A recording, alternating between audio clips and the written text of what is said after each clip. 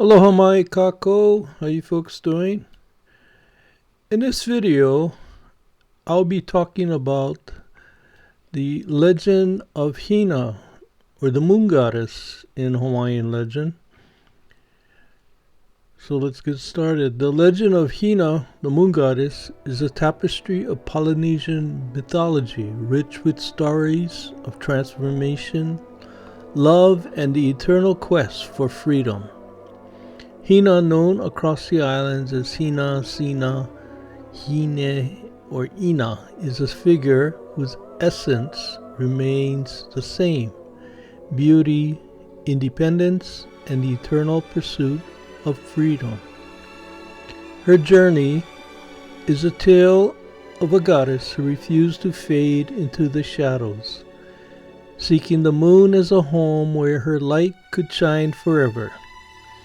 Hina's stories often include her marriage to a demigod, or mortal fisherman, who sought to control her light rather than cherish it. Despite the challenges, Hina's spirit remains free, enduring the sorrow of being bound to an imperfect world.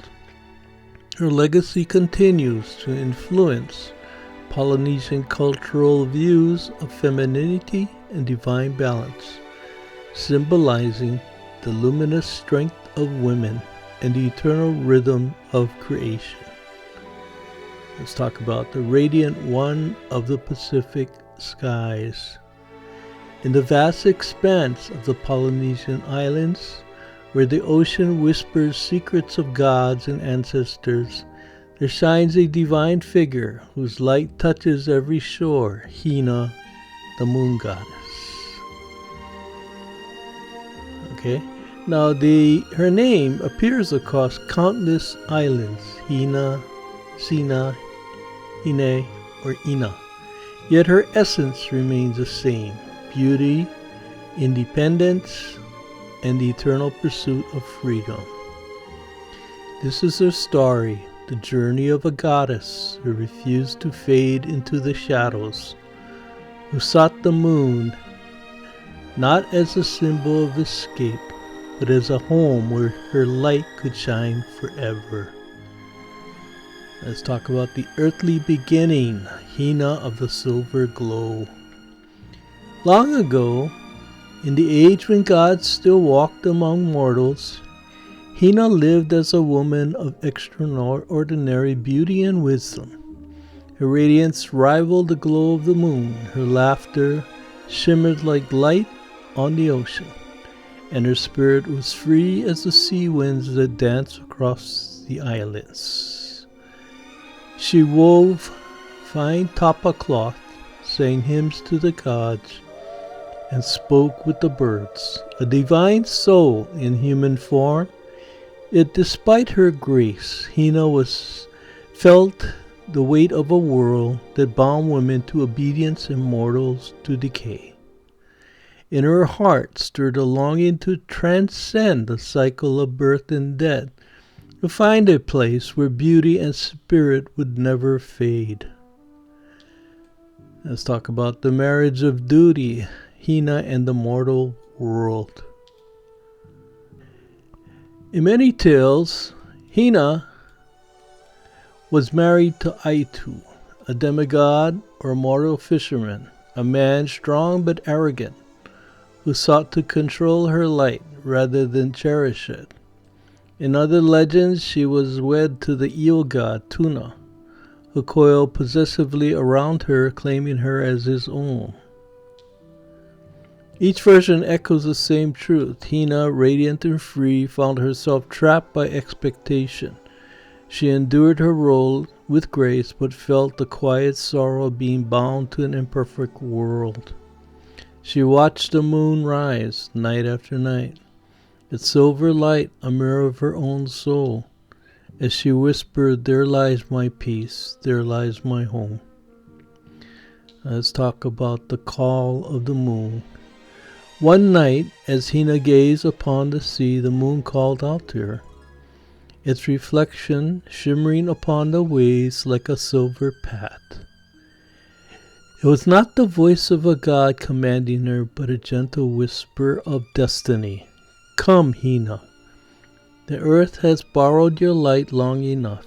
Come dwell where your spirit belongs.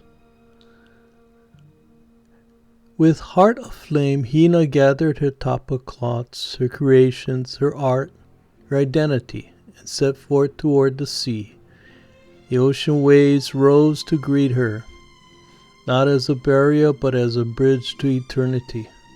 She stepped into the moonlit water, and the waves lifted her, carrying her skyward. The journey of ascension. As Hina rose higher, Tahiri Matea, the god of winds, lent her wings of air. Tangaroa, god of the sea, parted the waves to ease her path. Even the stars bowed in reverence as the mortal-born goddess ascended toward her divine home.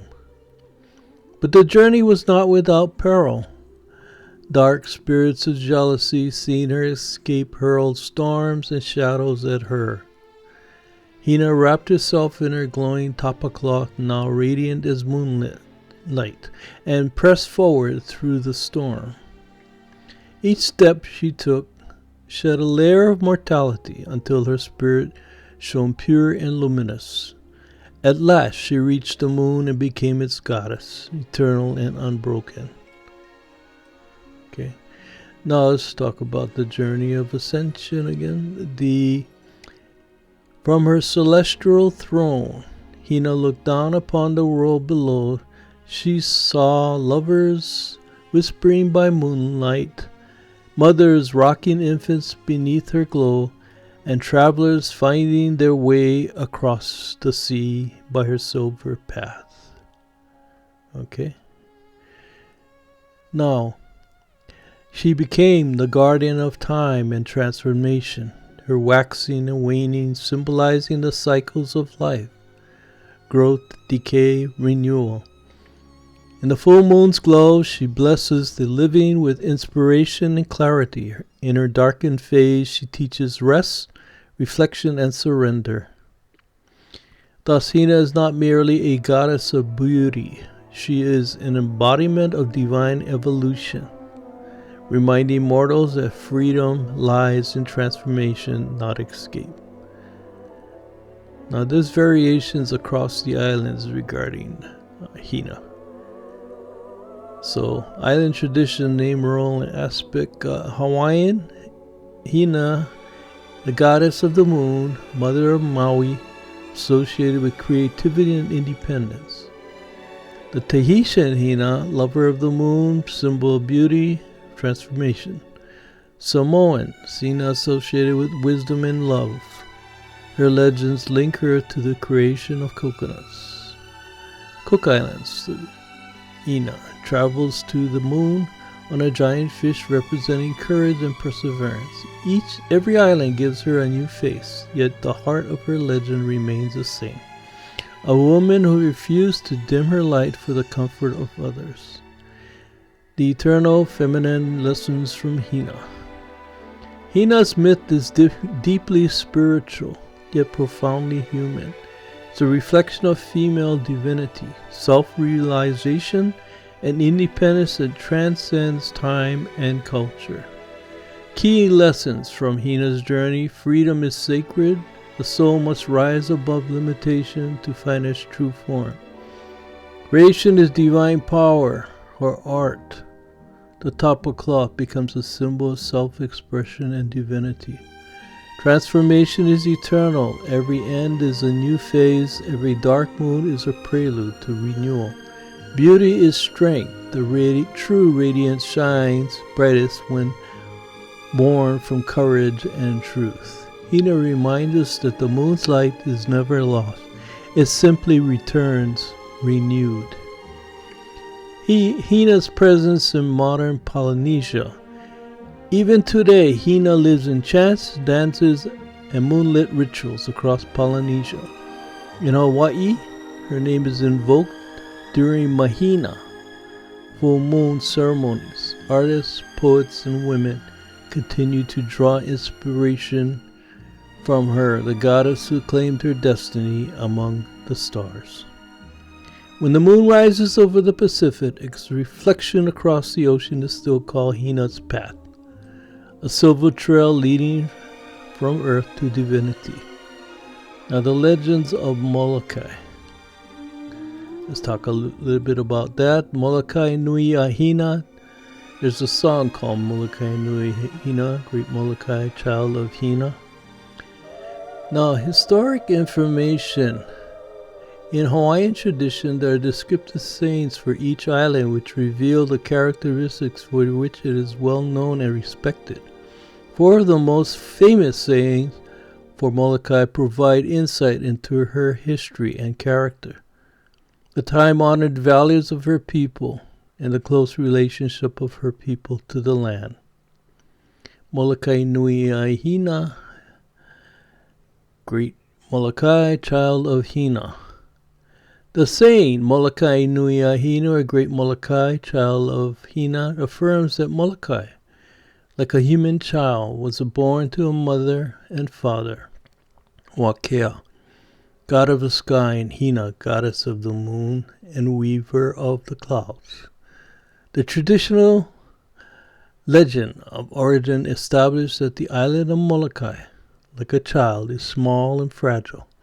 Unlike a large continent, the resources of the island are finite, and these finite resources need to be nurtured by the island's family if the people are to grow strong, healthy, and prosper.